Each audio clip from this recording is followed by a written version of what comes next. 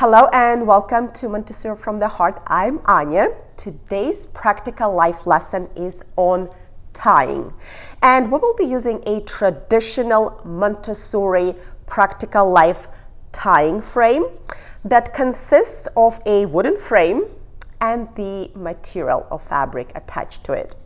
And this lesson might seem to you a little lengthy, a little tedious, but trust me, this method works. Learning to tie is one of the most complicated skills your child will acquire with practice.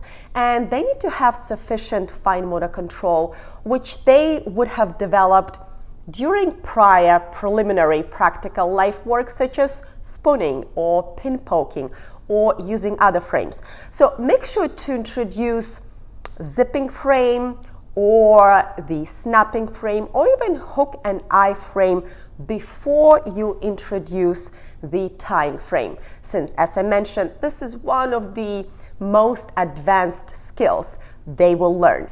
And a lot of these frames might look unique and unusual to you, but Dr. Maria Montessori had a purpose in mind.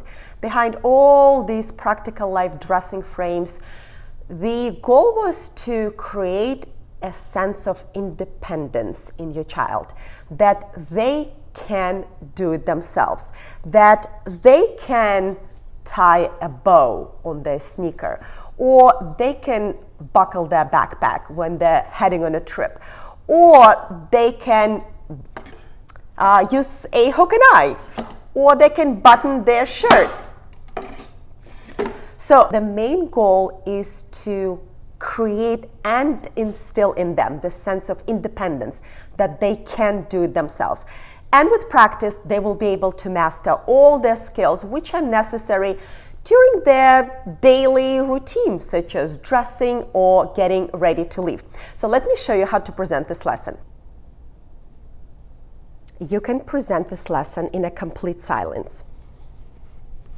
But remember to be very methodical, as the child will try to mimic you exactly, and we have a lot of steps.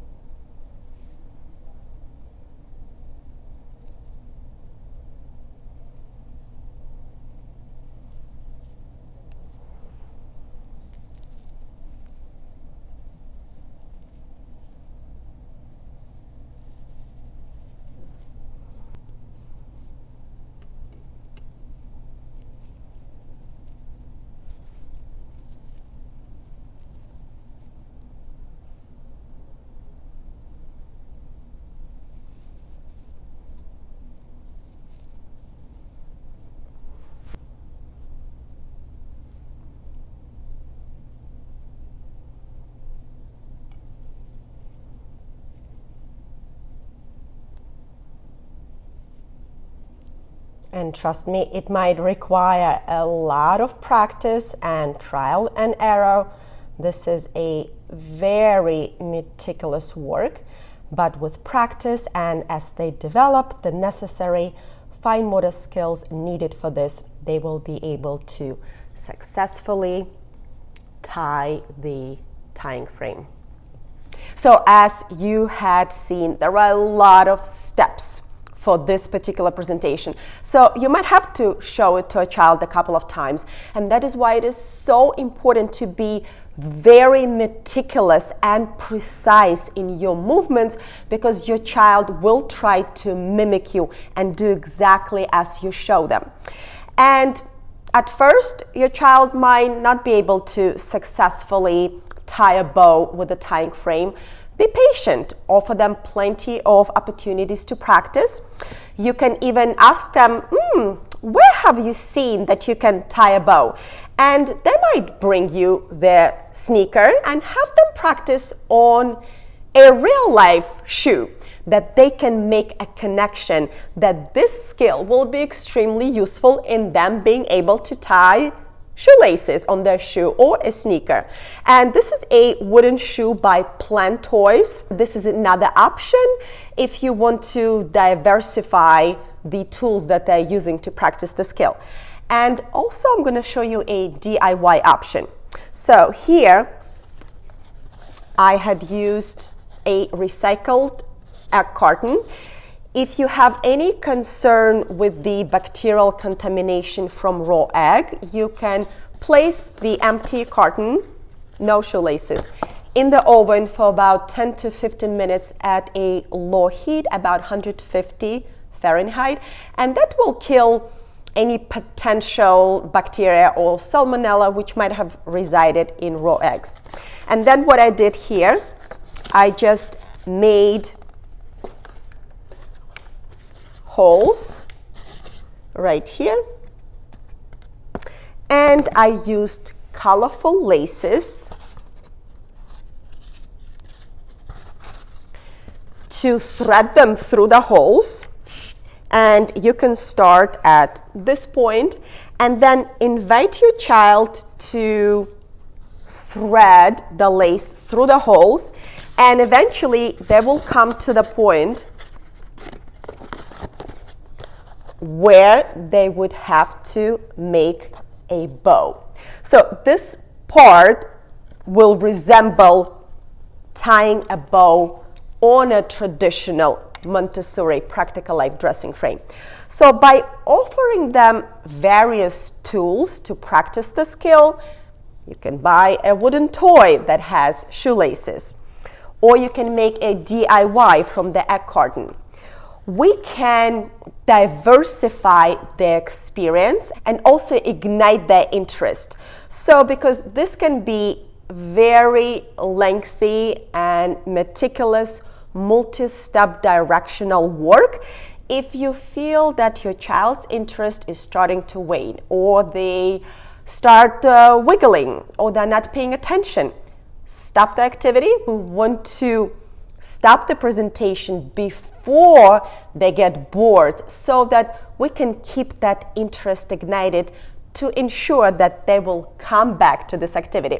And again, alternate. Maybe next time invite them to practice tying a bow with a toy or with the DIY option. Again, offer them plenty of opportunities to practice, because practice brings progress.